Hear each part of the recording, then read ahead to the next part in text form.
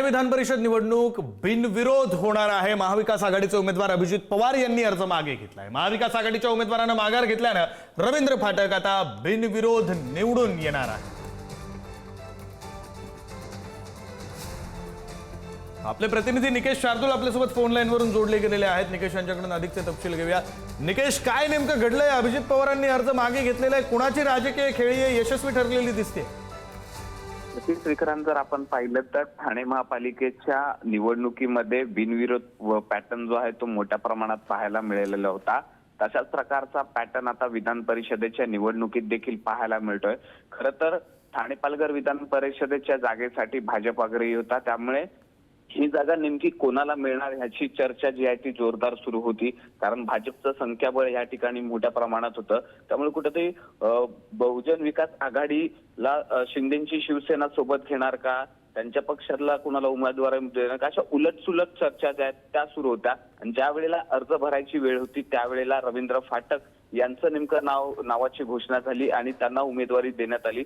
रवींद्र फाटक यांनी उमेदवारी अर्ज भरल्याच्या नंतर कोणीही अर्ज भरला नव्हता। त्यावेळेला महाविकास आघाडीकडनं अभिजित पवार यांच्या नावाची घोषणा झालेली होती आणि की युवा आणि तरुण नेतृत्व म्हणून अभिजित पवार चा चेहरा जो आहे तो महाविकास आघाडीने समोर दिला होता। त्यावेळेला अर्ज भरला होता, त्यामुळे ही लढाई जी आहे ती कुठेतरी दुहेरी होईल असं चित्र निर्माण झाल्याच्या नंतर आज अभिजित पवार यांनी अर्ज जो आहे तो मागे घेतलेला आहे। त्याचं मुख्य कारण म्हणजे एकीकडे जर पाहिलं तर भाजपचं संख्याबळ जास्त आहे, महायुतीचं संख्याबळ जास्त असताना महाविकास आघाडीच्या उमेदवारांनी जेव्हा अर्ज भरला त्यावेळेला कोणत्याही संख्याबळ हवं तसं संख्याबळ जे आहे ते त्यांच्याकडे नव्हतं। कुठेतरी मतांचं गणित जे आहे किंवा जुळवाजुळवी जी आहे ती जमली नाहीये, त्यामुळे कुठेतरी अर्ज मागे घेतल्याची चर्चा जी आहे ती आता सध्या तरी पाहायला मिळते।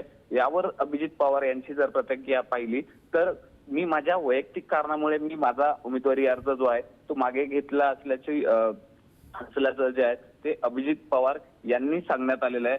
जर एकेकाळी जर आपण पाहिलं तर हीच अशीच एक निवडणूक झाली होती, त्यावेळेला देखील ही बिनविरोध निवडणूक झाली होती। त्यावेळेला वसंत डावखरे हे बिनविरोध निवडून आले होते, कारण त्यावेळेला त्यांचं संख्याबळ जास्त होतं। त्यामुळे बाळासाहेब ठाकरे यांच्या आदेशाने ही बिनविरोध जी आहे ती निवडणूक झाली होती।